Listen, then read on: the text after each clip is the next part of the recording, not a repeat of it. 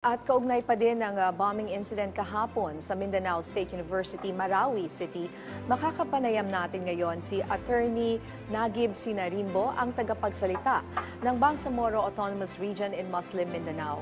Attorney Sinarimbo, magandang tanghali po. Magandang tanghali sa mga kababayan natin. Okay, Attorney, pwede po ba namin malaman kung ilan na po ba ang casualties ngayon mula dyan sa bombing incident kahapon ng umaga sa Mindanao State University Gymnasium? At ilan din po ang naitalang sugatan? Kumusta po ang lagay nila sa ngayon? Ang reported sa atin, base doon sa data ng Emergency Operations Center ng provincial government ng Lanao del Sur at yung Incident Command Post sa may MSU, merong 4 na confirmed na dead, merong remaining na 7 na nasa hospital pa dahil merong major surgery na kailangan gawin sa kanila. Merong 43 na minor lang naman yung injuries at ito ay dinala na yung iba doon sa Mindanao State University Infirmary. Yung pong mga namatay, yung iba ho ay nadala na sa Iligan. May isa ho na dinala na sa Bansalan sa Davao Province. Yung pong campus ay secured naman ng AFP at saka ng PNP. And then yung local government units ng Marawi City, Province of Lanao del Sur, ay nag-set up na at nag-activate ng kanilang Emergency Operations Center. Dito ho sa regional government, nagpadala na tayo ng tulong kahapon pa. May directive tayo doon sa Amay Pakpak Medical Center na i-charge nila yung medical expenses sa pondo ng regional government na nakadeposit sa kanila. And then yung Ministry of Social Services and Development ng regional government, nagbigay na rin sila ng cash assistance doon sa mga victims para makatawid lang sila.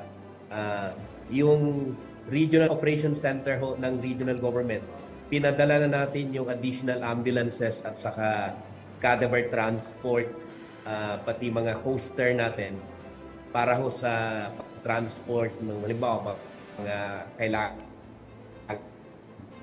sa ilipat sa ibang ospital, mga dead bodies na kailangan i-transport, nagpadala na doon sa Lanao del Sur. In fact, ngayon ho ay nandoon na si Chief Minister sa Marawi City. So tuloy-tuloy lang ho yung monitoring natin.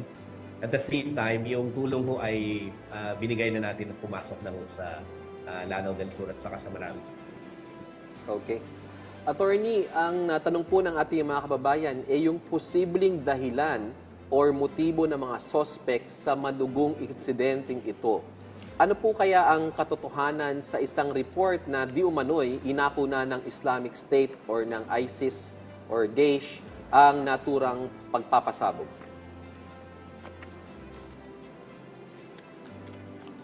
Ang una ho ay alam naman natin na may presence yung violent extremists dito sa Marawi. At ang pinaka-manifest na nangyari yung 2017 nung nagkaroon ng siege sa Marawi. May mga reports na ISIS ang gumawa. Meron ding mga nagsa-circulate sa na text messages nung gabi ng Sabado na merong gagawin na pagpapasabog pero hindi naka-specify kung saan yon.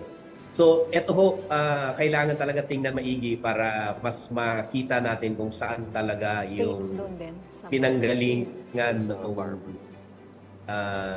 nung pambobomba nito dahil ang nakakalungkot talaga ay yung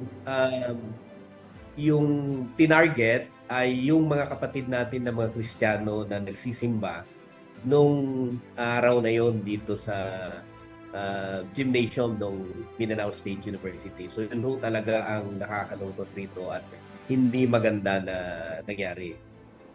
Okay.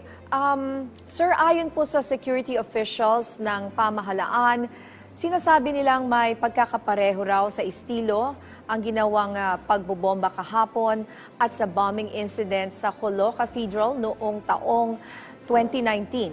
Ano po ang masasabi ninyo dito?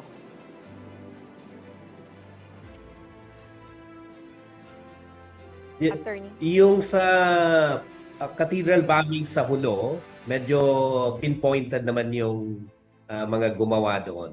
Talagang suicide bombing yon. Pero itong dito sa Mindanao State University, so far accounted yung mga dead bodies at na-identify na. So hindi ito kaso nung suicide bombing. Talagang tinanim yung bomba, dinala sa loob at pina-explode ito. Attorney, sa ngayon po ba may pakikipag-ugnayan na po ang BARM sa mga pamilya ng mga nasawi at mga nasugatan mula sa insidenteng ito? At kung meron po, kamusta po yung pakikipag-usap ninyo sa kanila? Ang initially merong incident command post doon at ang agreement natin ay ang magpapatakbo noon ay ang Mindanao State University. Kasi sila ang nandoon na actual sa ground.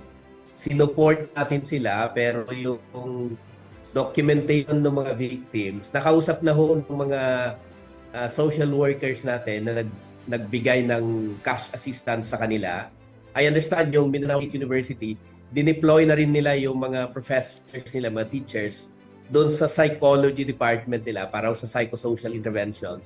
And then may mga hotline numbers na pinrovide para yung mga magulang ng mga bata na nag-aaral sa Mindanao State University ay may matawagan sila.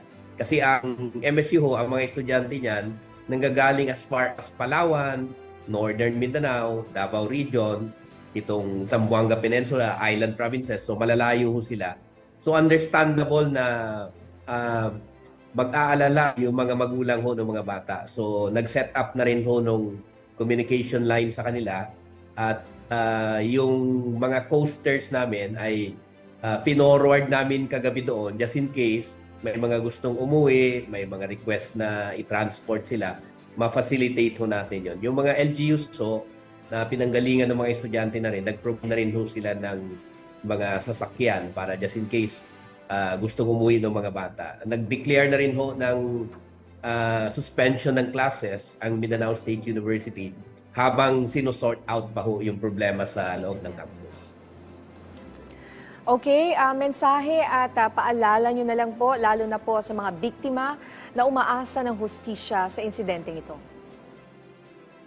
Una ay ulitin lang natin yung pagkondena ng regional government sa karumal-dumal na krimeng ito.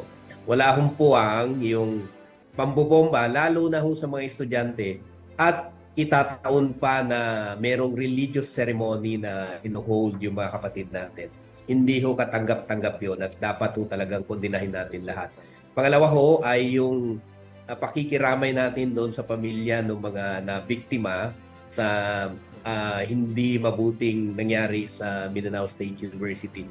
At yung assurance natin na lahat ng pangangailangan ng mga nabiktima rito ay sasagutin ng regional government para hindi mahirapan yung mga kababayan natin. Yun naman pong mga nag-aalala, may mga numbers na pwede silang tawagan doon sa incident command post na nakaset up sa loob ng campus. Makipag-ugnayan lang doon para mas mag-guide sila kung ano ang mga gagawin. Pagka may iba pa pangangailangan, makipag-ugnayan lang kaagad doon sa Emergency Operation Centers ng probinsya ng Lanao del Sur, ng City ng Marawi, at saka yung Regional Operation Center namin dito sa regional seat ng government sa Cotabato City. At tutulong tayo na maayos yung lahat ng pangangailangan ng mga kababayan natin. Ang inaasahan natin ay yung pag-atake na ito, ang intention talaga ay manakot at mag-create ng chaos and disorder dito sa lugar natin. Kailangan labanan natin ito at magkaisa tayo na ito ay hindi palagpasin at yung mga gumawa nito ay lahat tayo makialam at magbigay ng contribution para humahuli sila at mapanagot sila sa karumal-dumal na krimen na ito. Maraming salamat po. Magandang tanghali po sa lahat. Alright, maraming salamat po sa inyong oras. Attorney Nagib Sinarimbo, ang tagapagsalita ng Bangsamoro Autonomous Region in Muslim Mindanao o BAR.